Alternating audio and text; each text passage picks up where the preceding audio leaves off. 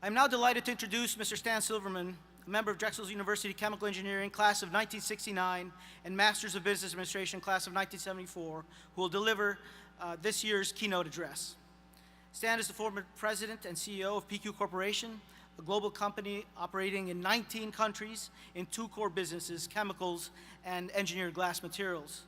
Stan is a writer, speaker, and advisor to C-suite executives. He writes a weekly, nationally syndicated column on leadership, entrepreneurship, and corporate governance in the Philadelphia Business Journal and 42 affiliated business publications across the U.S.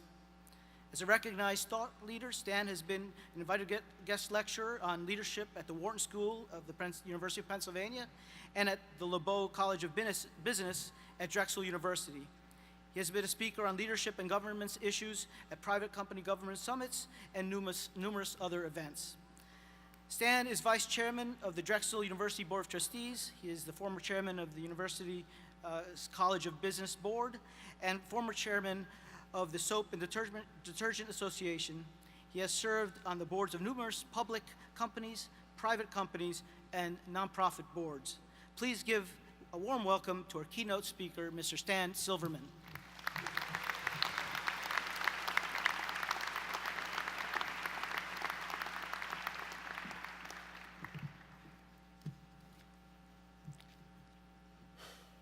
Thank you, Dean Palmese, and good afternoon, ladies and gentlemen.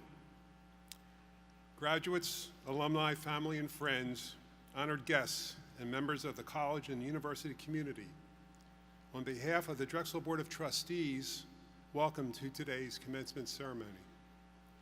Graduates, you have just completed an enormous undertaking. As you seek solutions to work or life's challenges, I urge you to remember what you learned here about the power of teamwork and the importance of interpersonal skills in accomplishing your goals. You are all entering a noble profession.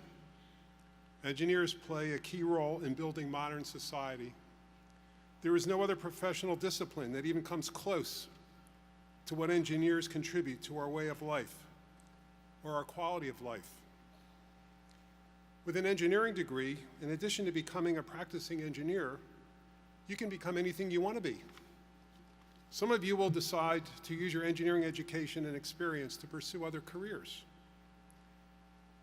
Educational background data from search firm Spencer Stewart indicates that 33% of CEOs have undergraduate engineering degrees. Some of you will someday become CEOs, and many other things.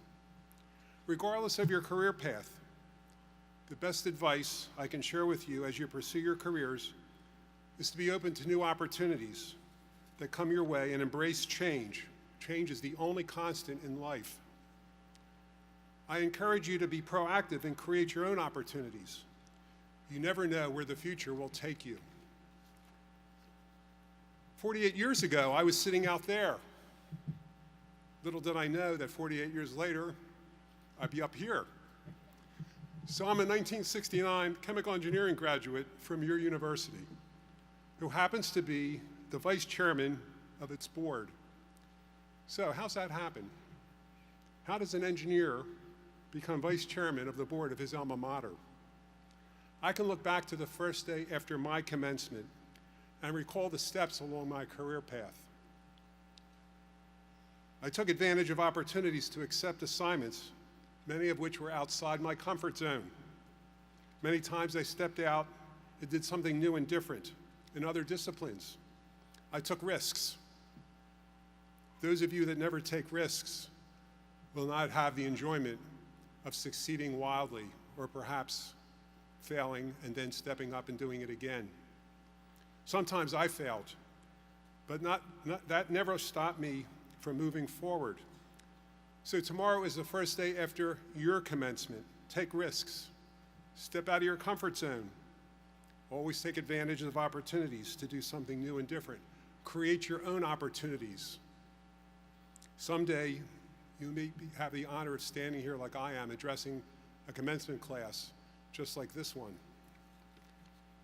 Many of you are familiar with the story of Icarus from your humanities class. You remember the Greek character of Greek mythology. It's a great metaphor of how one should manage one's career. According to the legend, Icarus flew too high, too close to the sun. The wax holding the wings to his back melted off, and he crashed into the sea. Should Icarus have played it safe and flown lower? Seth Godin, the author of The Icarus Deception, writes, and I quote, "It is far more dangerous to fly too low than too high, even though it may feel safer to fly low. You settle for low expectations and small dreams and guarantee yourself that you will do less than what you're capable of doing.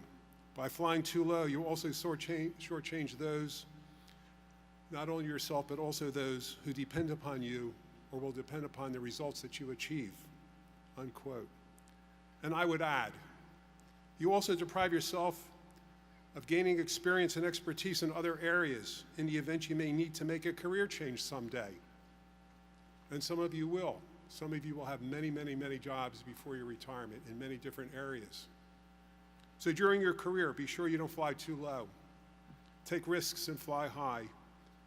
And if you crash, you'll pick yourself up and fly again.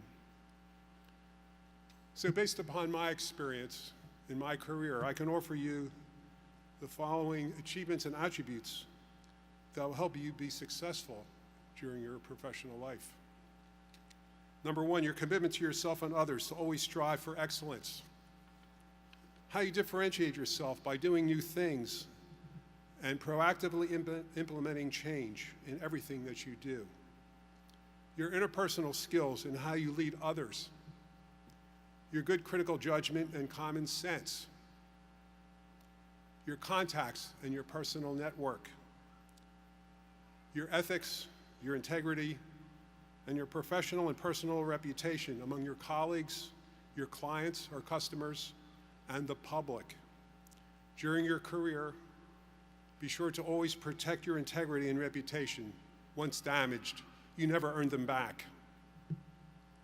So there's a passage in the West Point Cadet prayer that reads as follows, and I quote, "Make us choose the harder right instead of the easier wrong," unquote.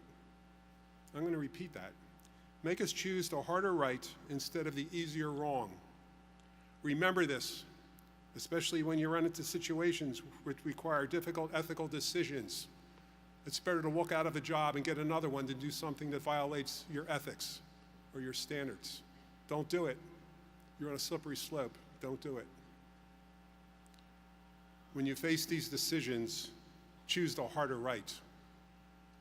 You'll never regret it. So on behalf of the Board of Trustees, congratulations and our very best wishes. I also want to extend my congratulations to our graduates' families. Your love, support, and sacrifice were very important in helping our graduates succeed and achieve and reach this very important day in their lives. Thank you very much.